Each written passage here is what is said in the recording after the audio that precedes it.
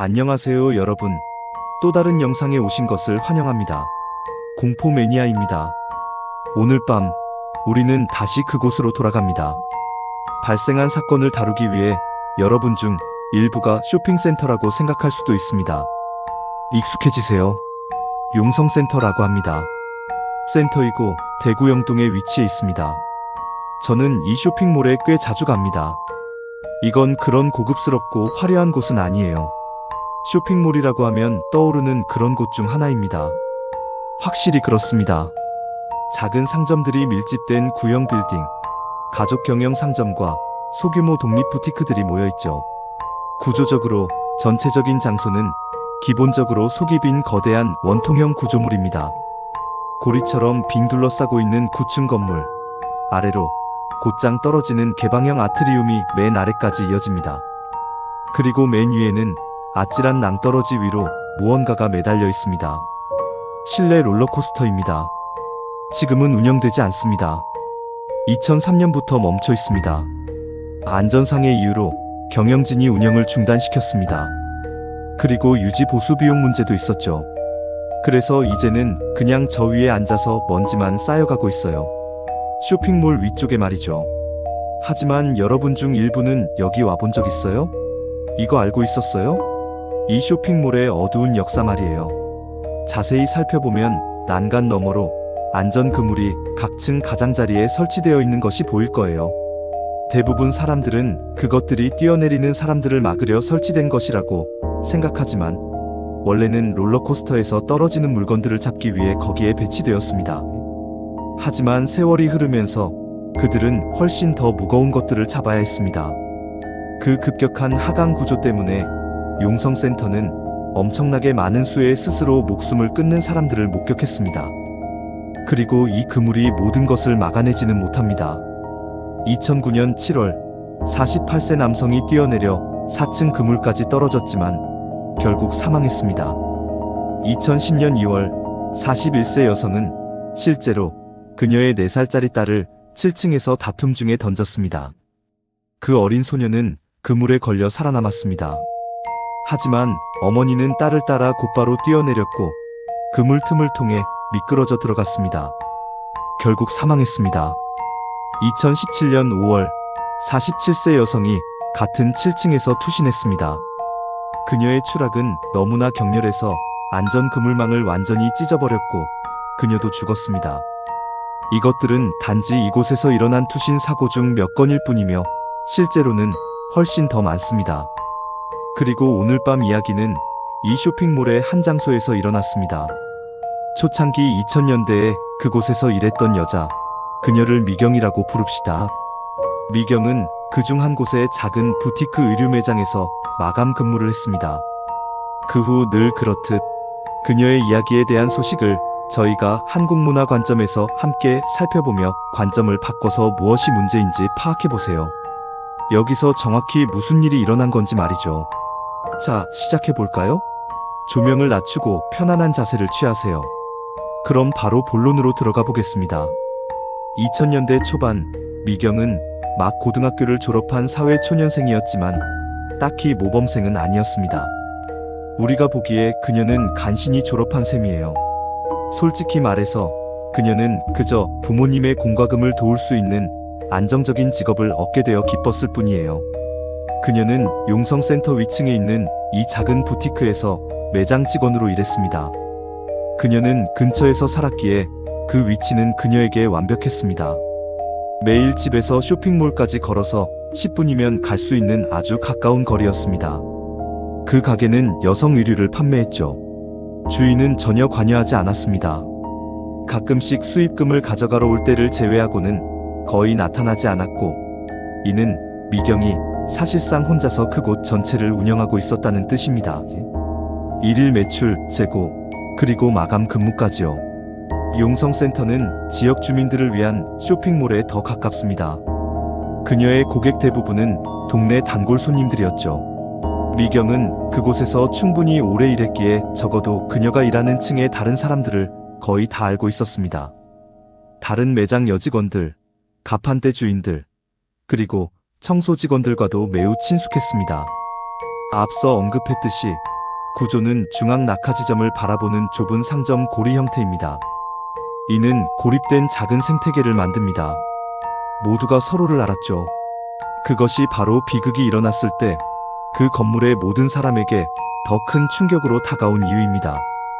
미경이 밤마다 항상 보던 한 청소부가 있었습니다. 그녀를 찬숙 아주머니라고 부릅시다. 찬숙 아주머니는 미경의 층에 배정되어 미경이 가게를 마감할 때 항상 밖에서 열심히 일하고 계셨습니다. 그녀는 아마 60대 정도의 나이 든 여성이었습니다. 그녀는 항상 바랜 파란색 청소 유니폼을 입고 머리를 단정하게 뒤로 묶고 있었습니다. 그녀의 얼굴은 주름으로 가득 찼지만 미경을 볼 때면 항상 피곤하지만 부드러운 미소를 지었습니다. 미경 씨, 아직 여기 있네? 오늘도 야근이야? 그녀는 미경의 가게 바닥을 쓸면서 항상 농담을 하곤 했습니다. 하지만 찬숙 아주머니는 그런 눈을 가지고 있었습니다. 비록 그녀가 항상 웃고 농담을 했지만 미경은 그녀가 힘든 삶을 살았다는 것을 알 수 있었습니다. 그녀는 즐거운 표정을 짓고 있었지만 그 눈 뒤에는 많은 고통과 압박감이 있었습니다. 마치 세상에 짐을 지고 있는 것 같았지만 그것을 보여주지 않으려 노력하는 것 같았습니다. 그녀는 꿋꿋한 얼굴을 했지만 때로는 진정한 피로와 슬픔이 아무리 잘 감추려 해도 사람을 통해 스며나오기도 합니다. 단지 가벼운 대화였기 때문에 미경은 찬숙 아주머니를 더 깊이 알지 못했습니다. 그녀는 집에서 무슨 일이 일어나고 있는지, 아주머니의 머릿속에 무엇이 지나가고 있는지 전혀 몰랐습니다. 어느 날 밤 생각지도 못한 일이 일어날 때까지 아무도 몰랐을 것입니다. 미경은 막 퇴근하고 집에 갔지만 다음날 아침 그 소식은 들불처럼 쇼핑몰을 휩쓸었습니다. 찬숙 아주머니가 뛰어내렸습니다. 그녀는 위층 중 한 층의 난간을 기어 올라가 곧장 아래로 내려갔습니다. 사람들은 그녀가 실제로 안전 그물에 부딪혔다고 말했습니다. 하지만 이 그물의 구조를 이해해야 합니다. 그물은 대부분 층의 바깥쪽 가장자리만 둘러싸고 있으며 중앙은 완전히 열려 있습니다. 찬숙 아주머니가 떨어졌을 때 그녀는 그물 중 하나에 부딪혔지만 그 충격으로 그녀는 튀어올랐습니다. 그녀는 열린 중앙 틈으로 떨어졌고 나머지 바닥까지 그대로 추락했습니다. 그날 밤 이후 쇼핑몰의 분위기는 완전히 바뀌었습니다. 내 말은 모두가 용성센터에 투신자가 많다는 역사를 알고 있었지만 당신이 실제로 아는 사람, 바로 전날 밤 복도를 쓸고 있던 사람에게 그런 일이 일어났을 때는 완전히 다릅니다. 하지만 일은 계속되어야죠. 미경은 여전히 할 일이 있었고 평소처럼 돈을 벌어야 했습니다. 사장을 위해 매일 재고 정리를 해야 했기 때문에 그녀는 항상 다른 상점들보다 늦게까지 머물렀습니다. 이 특정한 날 밤은 밤 10시였습니다. 쇼핑몰은 공식적으로 문을 닫았으므로 주변에 다른 쇼핑객은 없었고 미경과 아마도 1층 아래에 머물고 있는 몇 명의 보안 요원들 뿐이었습니다. 미경의 상점 전면은 바닥에서 천장까지 이어지는 유리로 되어 있어 다른 많은 상점처럼 복도와 개방형 아트리움을 바로 내다볼 수 있었습니다. 그래서 밖에서 무슨 일이 일어나고 있다면 아주 쉽게 볼 수 있었습니다. 조용한 월요일 밤이었습니다. 미경은 어두운 매장 구석에 앉아 있었고 그녀의 얼굴은 노트북 화면의 불빛에 의해서만 밝혀졌습니다. 그녀는 키보드를 두드리며 오늘의 판매량을 기록하고 빨리 마무리하여 집으로 향하려 했습니다. 그녀가 화면을 뚫어지게 응시하고 있을 때 움직임의 잔상이 그녀의 눈에 포착되었습니다. 유리 매장 정면 바로 밖에서 검은 형체가 매우 빠르게 지나가는 것을 보았습니다. 미경은 즉시 고개를 돌렸지만 그곳은 비어 있었습니다. 그것이 누구든 무엇이든 이미 지나쳐버렸습니다. 미경은 눈살을 찌푸렸습니다. 이때는 밤 10시가 넘었으므로 건물 안에 손님이 남아있어서는 안 됩니다. 그리고 보안 요원들은 이른 밤에 위층을 순찰하는 경우가 드물었습니다. 아마도 찬숙 아주머니의 자리를 이어받은 다른 청소부일 것이라고 생각하며 미경은 의자를 밀고 앞문으로 걸어가 복도로 고개를 내밀었습니다. 그곳엔 단 한 명도 없었습니다. 그녀는 매장에서 완전히 나와 곡선형 발코니를 내려다보았습니다. 층 전체가 죽은 듯 조용했습니다. 그녀 주변의 모든 상점은 어두웠습니다. 무거운 금속 셔터들은 밤을 위해 꽉 닫혀 있었습니다.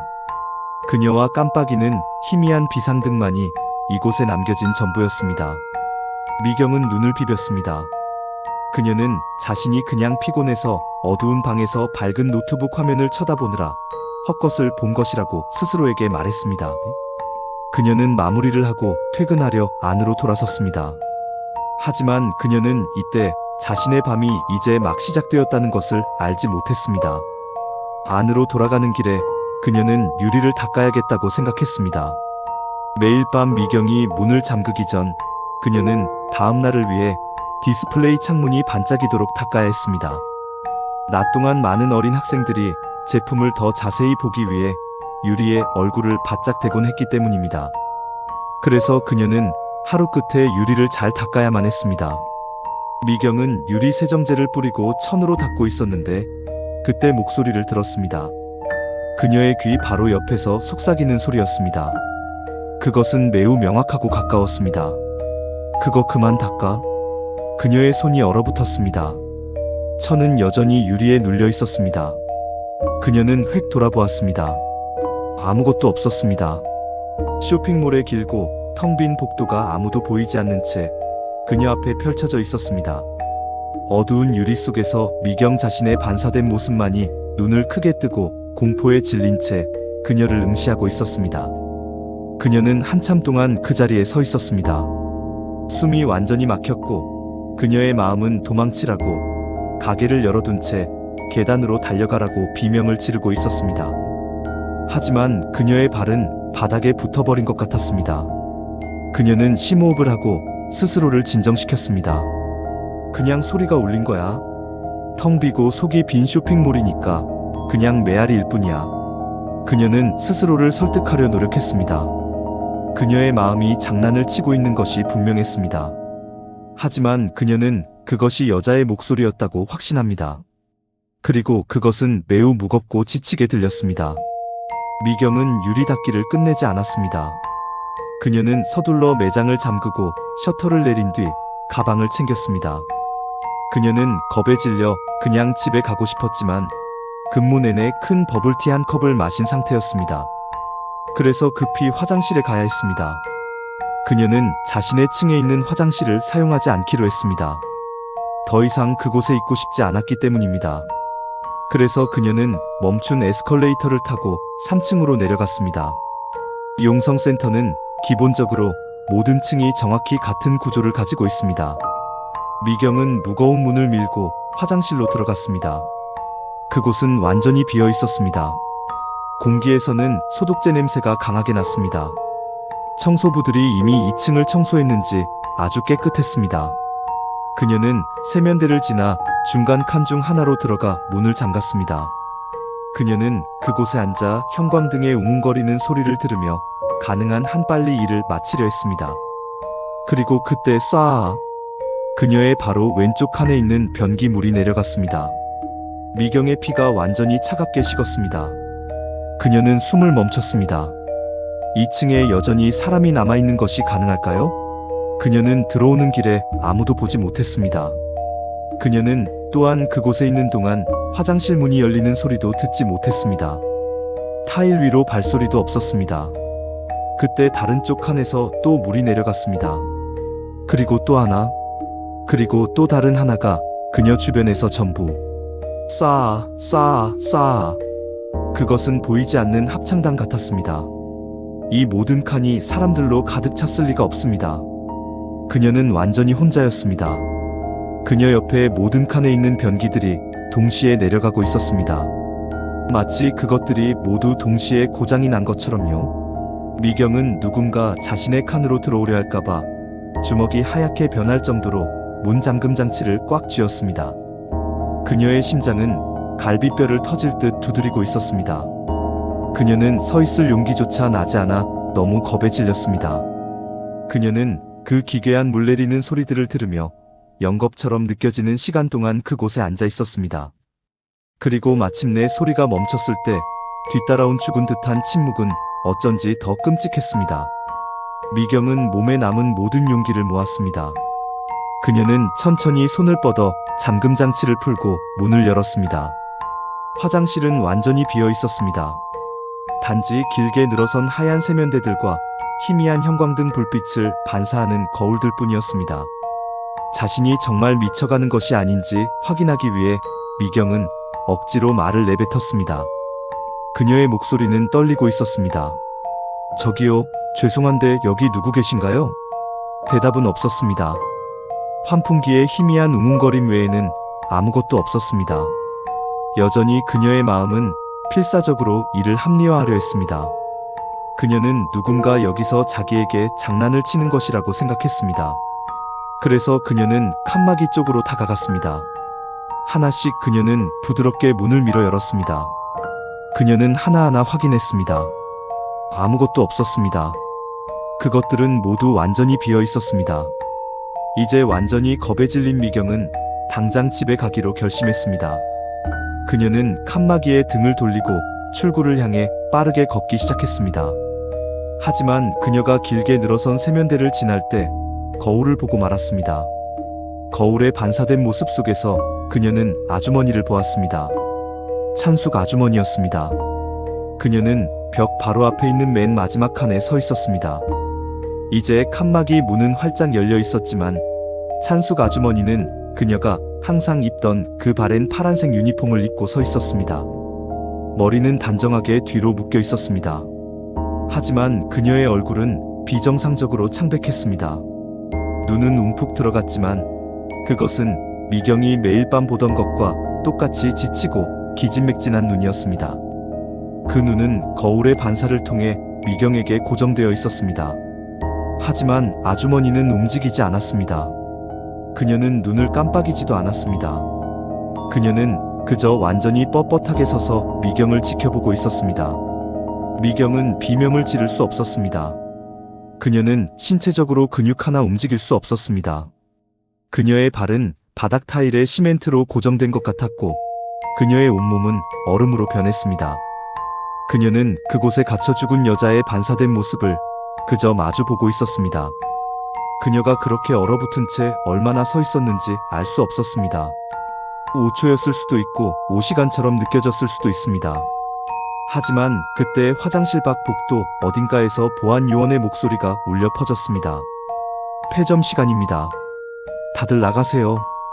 살아있는 인간의 목소리는 그녀의 공포를 깨기에 충분했습니다. 미경은 눈을 깜빡이며 숨을 들이켰고 목소리가 들려온 화장실 입구 쪽으로 고개를 획 돌렸습니다. 그녀가 다시 거울을 보기 위해 천천히 고개를 돌렸을 때 아주머니는 사라졌습니다. 미경은 달렸습니다. 그녀는 목숨이 달린 것처럼 그 화장실에서 달려나왔습니다. 그녀는 멈춘 에스컬레이터를 질주해 내려가 쇼핑몰 정문을 나섰고 그녀의 집까지 계속 달렸습니다. 그녀는 단 한 번도 뒤를 돌아보지 않았습니다. 그녀는 그날 밤 사장에게 전화하여 그만두었습니다. 그녀는 이 사건 이후 다시는 용성센터에 발을 들여놓지 않았습니다. 그녀는 만약 돌아간다면 찬숙 아주머니가 여전히 그 마지막 칸에서 그녀를 기다리고 있을까봐 너무나 겁이 났습니다.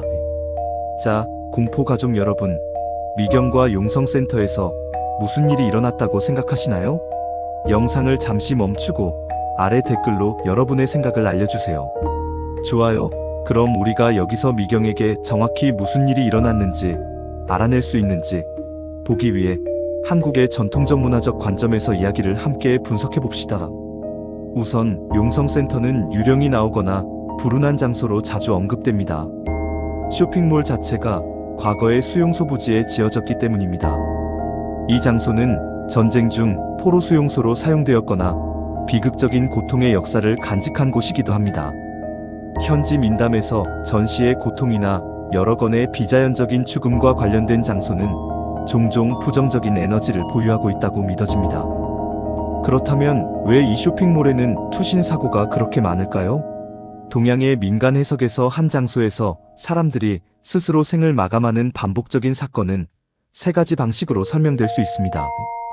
첫 번째는 환경적 영향인 풍수이지만 그 다음에는 축적 피드백 루프가 있고 세 번째는 인력 현상입니다. 이들 각각에 대해 더 깊이 이야기해 봅시다.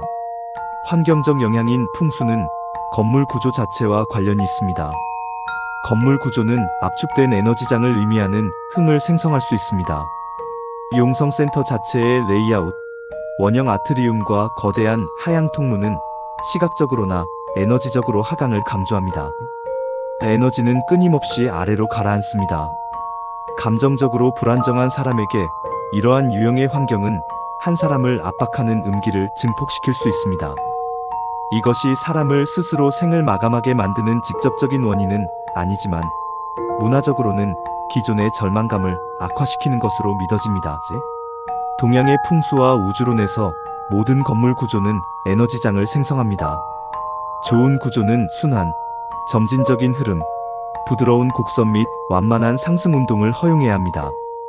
그러나 구조가 끊임없이 눈과 몸을 아래로 끌어당길 때 그것은 침체되거나 억눌린 에너지장으로 묘사되는 핫텀을 만듭니다. 용성센터는 이러한 하향 인력의 대표적인 예입니다. 생각해보세요. 9층 규모의 원형 건물에 거대한 속이 빈 중앙 공간이 있고 바닥까지 가파른 수직 낙하 지점을 내려다보는 난간이 있습니다. 천장 위에는 매달린 무게추처럼 거대한 롤러코스터가 걸려 있습니다. 시각적으로 당신의 주인은 항상 아래로 끌립니다. 에너지적으로 이것은 중요합니다. 풍수 이론에서 에너지 이동의 방향은 우리의 감정에 영향을 미칩니다. 상향 이동 에너지인 승은 동기부여와 활력과 동일시되는 반면 하향 배출 에너지는 피로, 무거움 및 고갈과 동일시됩니다. 이 지속적인 하향 구조는 당신을 미묘하게 갉아먹는 에너지가 새거나 빠져나가는 구성으로 해석될 수 있습니다.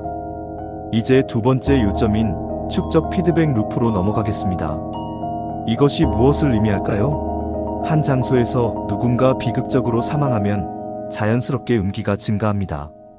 그렇다면 같은 장소에서 이런 일이 반복해서 일어날 때 어떤 일이 벌어질까요? 이 장소는 음기가 모이는 지점인 조이가 됩니다. 이 개념은 가장 오래되고 은밀하게 두려워하는 생각 중 하나입니다. 비자연적인 죽음은 고인으로부터 무겁고 감정이 실린 해결되지 않은 불안정한 에너지를 방출합니다. 이 에너지는 즉시 흩어지지 않습니다. 트라우마의 현장 근처에 머물게 됩니다. 이것은 거주하는 음기인 유음으로 알려져 있습니다. 만약 영혼을 달래는 의식이나 재물이 적절히 수행되지 않는다면 잔류음기는 충격 지점 주변에 지면 벽 및 구조물 자체에 부착된 채로 남을 수 있습니다. 이제 그런 일이 한 번이 아니라 반복해서 일어난다고 상상해보세요. 다수의 비극적인 죽음으로 인한 잔류음기가 동일한 물리적 위치에 모일 때 이 지역은 음기가 수렴하는 장소인 조이가 됩니다.